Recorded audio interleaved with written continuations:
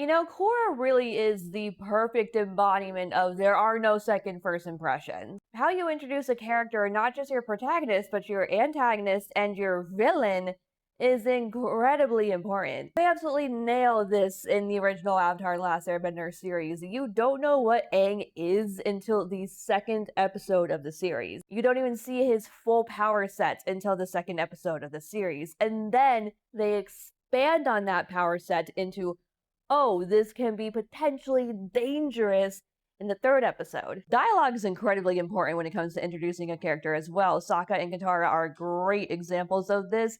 You immediately know what Katara is all about, the more serious one of the two. You know what Sokka is all about with his skepticism about bending, which will grow and change over time. Aang, you know that he's a kid, he's playful, he doesn't like all the responsibility of the Avatar. Korra, she's just there.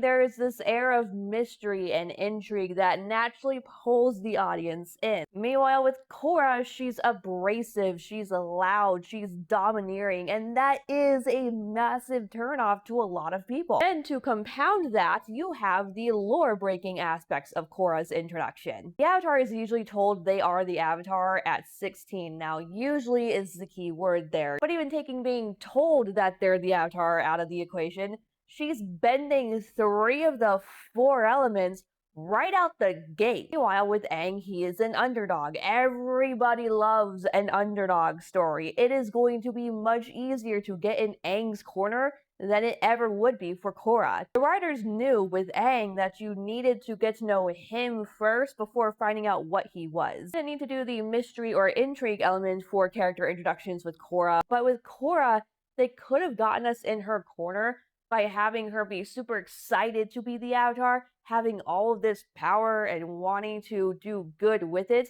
only to then just watch her do endless drills. Kind of try and do this with Korra, you know, showing her with her firebending trial, and in the comics they do a lot of flashback stuff, but it's almost too little too late, and Korra's introduction really soured her reception to the audience. Aang's introduction invited intrigue, and Korra's introduction invited judgment. I will say though that both shows are really good when it comes to introducing their villains. They know that opportune moment to introduce their villain to make sure that that fear factor lands with the audience. Not only that, but both shows make sure that it's the villain that controls the stakes. It's the villain that controls the narrative. It's the villain that controls the pacing, and that tension doesn't go away until they're defeated.